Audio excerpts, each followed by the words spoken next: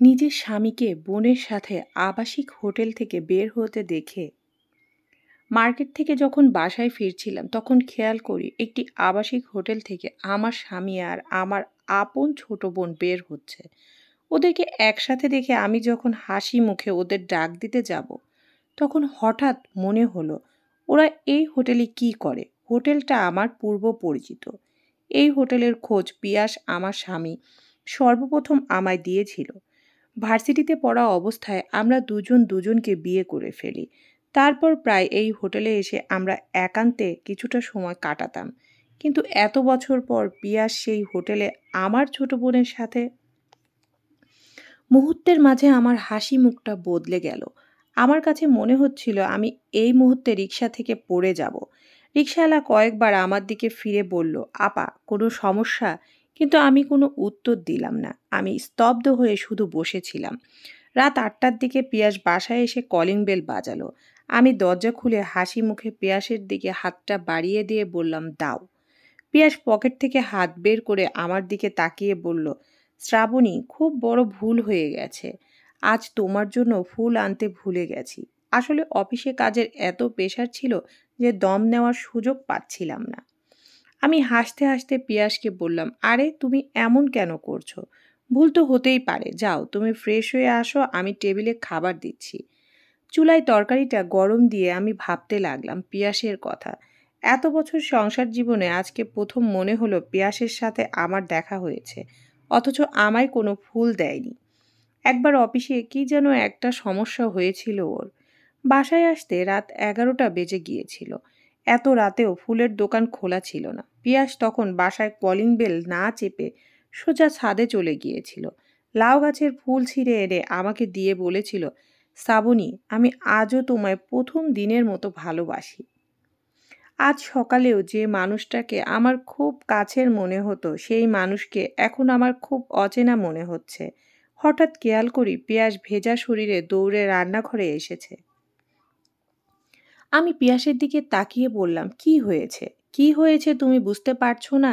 আমি ওয়াশরুম থেকে পোড়া গন্ধ পেয়ে ছুটে আসলাম, আর তুমি রান্নাঘরের থেকেও বুঝতে পারলে না?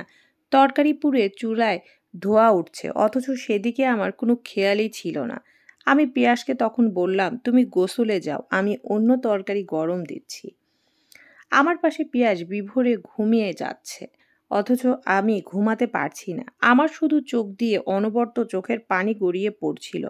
হঠাৎ পাশে থাকা পিয়াসের ফোনটা বেজে উঠল। ফোনের স্ক্রিনের দিকে তাকিয়ে দেখি আমার ছোট বোন অনুর নম্বরটা জলজল করে ভাসছে। আমি তখন চোখটা বন্ধ করে শুয়ে রইলাম। পিয়াস ঘুম থেকে উঠে ফোন হাতে নিয়ে চুপিসারে অন্য রুমে চলে গেল, আর আমার তখন চোখের পানিতে বালিশ ভিজে যাচ্ছিল। পরদিন বিকালে আমার ছোটবেলার বান্ধবী মালিহা আমায় ফোন দিল। ইচ্ছে না থাকা সত্ত্বেও ফোনটা রিসিভ করে হ্যালো বলতে অপর পাশ থেকে মালিহা হাসতে হাসতে বলল, বান্ধবী, আজ একটা মজার ঘটনা ঘটেছে। রেস্টুরেন্টে খেতে গিয়ে হঠাৎ করে খেয়াল করি তোর স্বামী একটা মেয়েকে নিয়ে রেস্টুরেন্টে বসে আছে। পেছন থেকে মেয়েটার চুল দেখে মনে করেছিলাম মেয়েটা তুই। মনে করে আমি দুষ্টুমি করে চুল ধরে টান দিলাম। পরে দেখি এটা তুই না, তোর ছোট বোন ছিল। আমি বোকার মতো কাজটা করে কি যে লজ্জা পেয়েছিলাম, তাই আর না খেয়ে রেস্টুরেন্ট থেকে বের হয়ে গিয়েছিলাম। আমি তখন নিজেকে সামলিয়ে মালিয়াকে বললাম, আসলে ওর বাংলাদেশ কৃষি বিশ্ববিদ্যালয়ে চান্স হয়েছে, তো সেজন্য অনুর দুলাভাইয়ের কাছে টিট চেয়েছিল। আমার শরীরটা একটু খারাপ লাগছিল, তাই আমি যাইনি ওদের সাথে। মালিয়া তখন বলল, ভার্সিটিতে চান্স হয়েছে সেটা তো ভালো কথা। তাহলে? আমি কাঁপা কাঁপা গলায় মালিহাকে বললাম, তাহলে কি? মালিহা বলল, আসলে অনুকে দেখছিলাম খুব কাঁদছিল, তোর স্বামী ওরে কি যেন সামনে বোঝাচ্ছিল। আমি হাসতে হাসতে বললাম, পিয়াস হয়তো অনুকে দুষ্টুমি করে বলেছে ওকে বাংলাদেশ কৃষি বিশ্ববিদ্যালয়ে ভর্তি করাবে না, ওরে ঢাকা ইডেন কলেজে ভর্তি করাবে। এই জন্যই হয়তো অনুর আগে কেঁদে দিয়েছিল।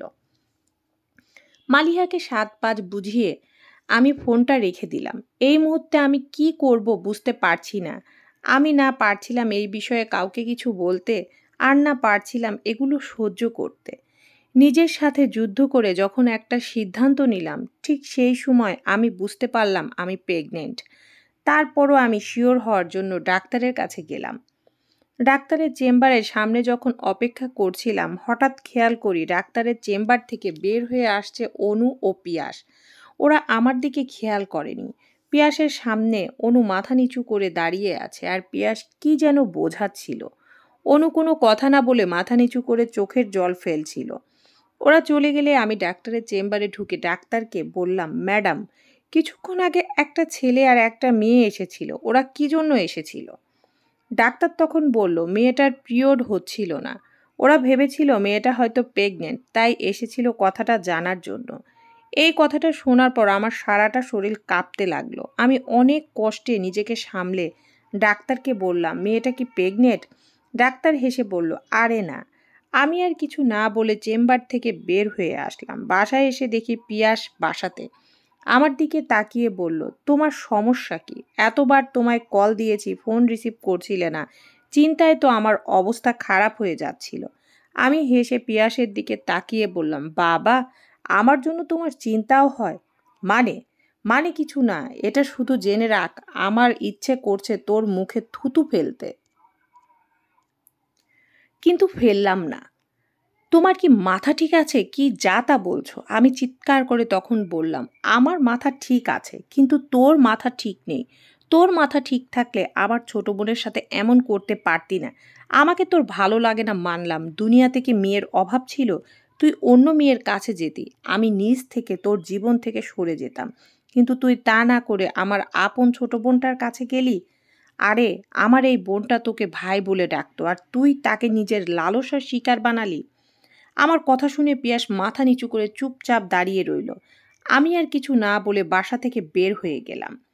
রাত 11:40। অনু আমার রুমে এসে আমায় বলল, আপু, তুই কি ঘুমিয়ে পড়েছিস? আমি চোখের নিচে জমে থাকা পানি মুছতে মুছতে বললাম, তুই আমার সামনে থেকে যা, তোর এই মুখটা আমি দেখতে চাই না। অনু কিছু না বলে চুপচাপ আমার পায়ের কাছে এসে বসলো। আমি রাগে অনুকে বললাম, তুই আমার সামনে থেকে যা বলছি, তা না হলে লাথি মেরে খাট থেকে ফেলে দিব। অনু তখন আমার পা জড়িয়ে ধরে কাঁদতে কাঁদতে বলল, আপু, আমার ভুল হয়ে গেছে, তুই আমাকে মাপ করে দে, তুই মাপ না করলে আমি মরে যাব। আমি তখন অনুর গালে থাপ্পড় মেরে বললাম, তুই কেন মরবি? মরবে তো ও, যে তোর সাথে এমন করেছে।